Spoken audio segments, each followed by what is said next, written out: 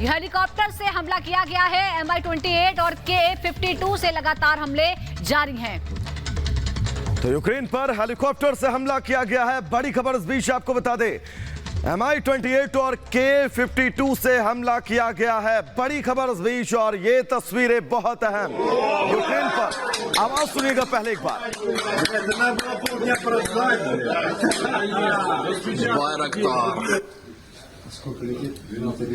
Где-то минуту, потом это надо было полдня прождать.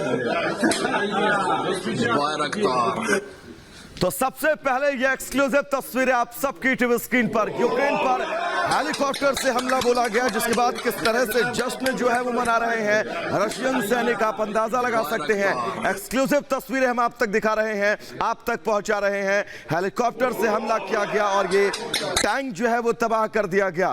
इन तस्वीरों में देखिए, सीधा निशाना बनाया गया टैंक को हेलीकॉप्टर से, और चंद सेकंडों में टैंक तबाह। इस बीच खार्किव से बड़ी खबर आ रही है, जहां एक बार फिर भयंकर हमला हुआ है। और आपको बता दें कि यहां पर फिर एक बार कॉलेज पर बमबारी की गई है। कॉलेज को निशाना बनाया गया है। खार्किव से ये खबर आ रही है, जहां कॉलेज की इमारत इस हमले के बाद खंडहर में तब्दील हो गई है। खार्किव आपको बता दें कि ज्यादातर इसका हिस्सा जो है वो मान लीजिए कि अब रूस के कब्जे में ही है, क्योंकि बड़े पैमाने पर यहाँ पर रूस के सैनिकों की मौजूदगी है।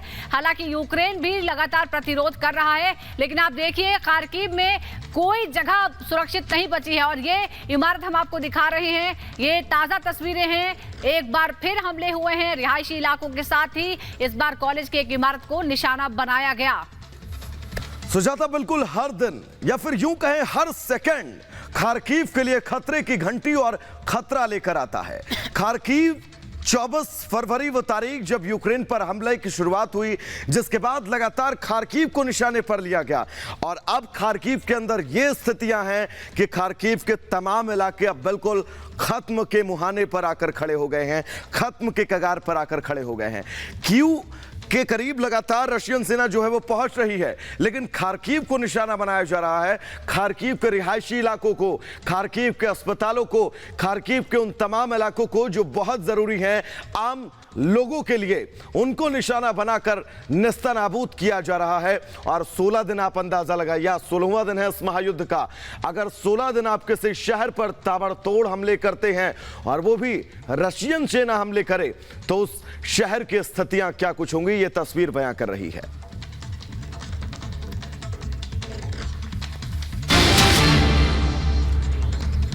चले इस बीच एक बड़ी खबर आपको बता दें, रूस यूक्रेन के बीच वार्ता हुई है, लेकिन बेनतीजा रही है। दरअसल दोनों देशों के विदेश मंत्रियों के बीच ये बातचीत हुई, युद्ध विराम को लेकर सहमति बननी थी, लेकिन ये बातचीत बेनतीजा रही है। तुर्की में बातचीत से किसी भी तरह का समाधान नहीं निकला है। उम्मीद ये थी कि जब टेबल पर दोनों देशों के विदेश मंत्री बैठेंगे तो शायद युद्ध विराम को लेकर कोई बातचीत हो, लेकिन दोनों देशों के विदेश मंत्री एक टेबल पर बैठे तो जरूर, लेकिन बातचीत नहीं हुई।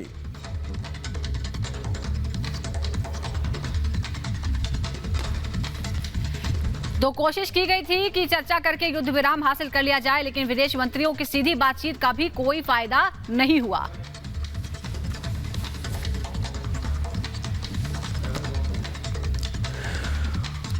तो अगली खबर थोड़ा सा हैरान करने वाली जरूर है। दरअसल रूस के विदेश मंत्री के तेवर अब नर्म नजर आ रहे हैं। उनका यह कहना है कि रूस ने कभी जंग नहीं चाही है।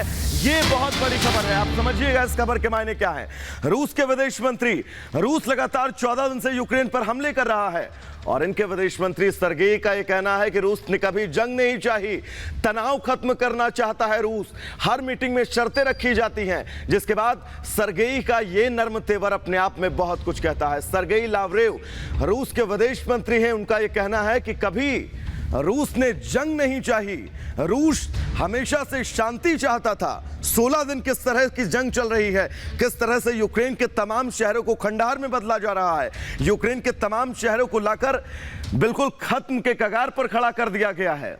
और अब सुजाता, उनका ये बयान। बिल्कुल, तो लगातार बयानबाजी भी हो रही है और बयान बदले भी जा रहे हैं। अब जरा दो तस्वीरों में समझिए, दोनों नेता आपको दिख रहे हैं जिन देशों में टकराव की वजह।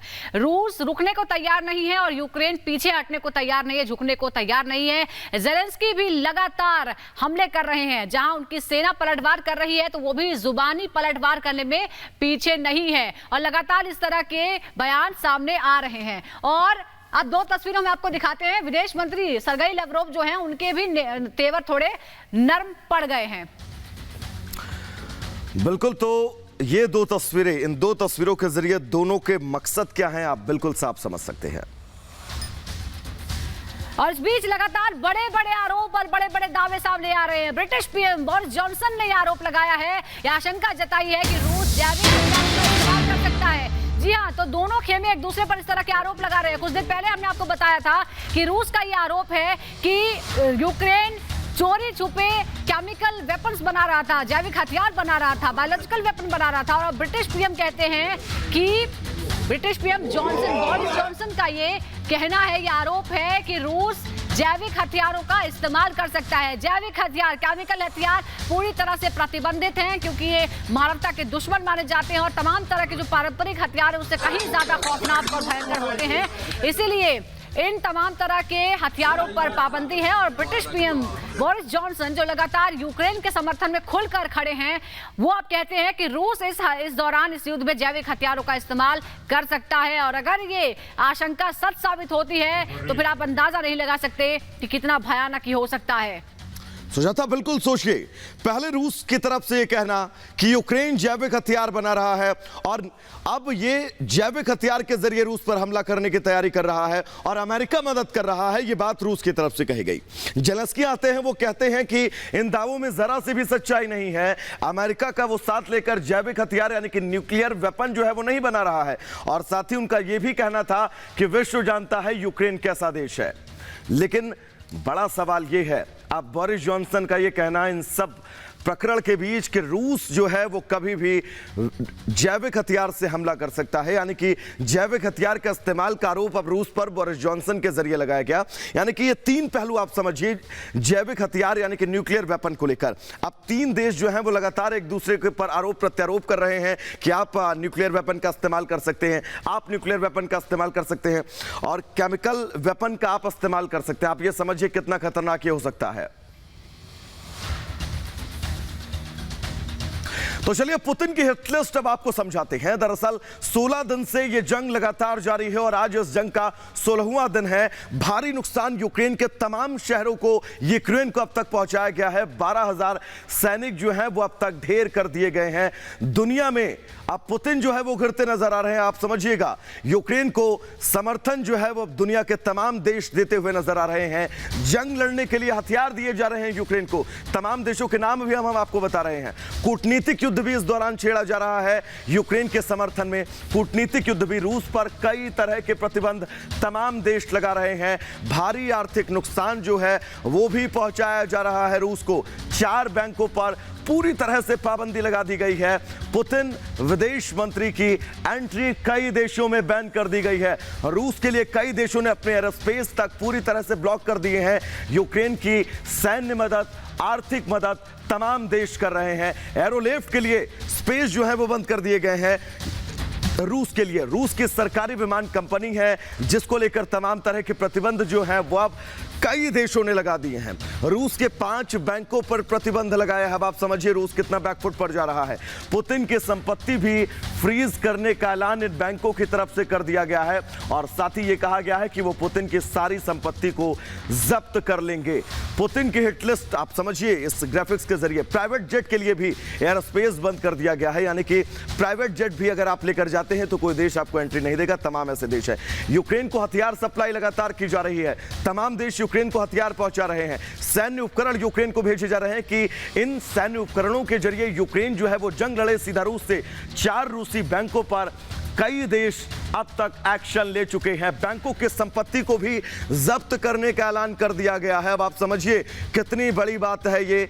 27 देशों ने मोर्चेबंदी कर दी है रूस के सीधा खिलाफ। 27 देशों की मोर्चेबंदी रूस को बैकफुट पर जरूर ढकेल रही है। हालांकि रूस के चेहरे पर, पुतिन के चेहरे पर यह हावभाव नहीं आ रहे हैं, लेकिन आप समझिएगा, यूक्रेन को मदद पहुंचाना इन तमाम देशों का इस बात की तस्दीक करता है, इस बात की तरफ इशारा करता है कि रूस को बड़ा नुकसान जरूर हो रहा है। सैन्य मदद तमाम देश कर रहे हैं, तमाम देश अपने सैनिक भेज रहे हैं, वेपन्स भेज रहे हैं कि आप यूक्रेन जो है वो जंग लड़े रूस से। रूस के लिए एयरस्पेस तमाम देशों ने बंद कर दिए। रूसियों की संपत्ति को तमाम देशों के बैंक जो हैं वो जब्त कर रहे हैं। रूस पर किसी भी तरह के कई प्रतिबंध जो हैं वो अहम लगाए जा रहे हैं।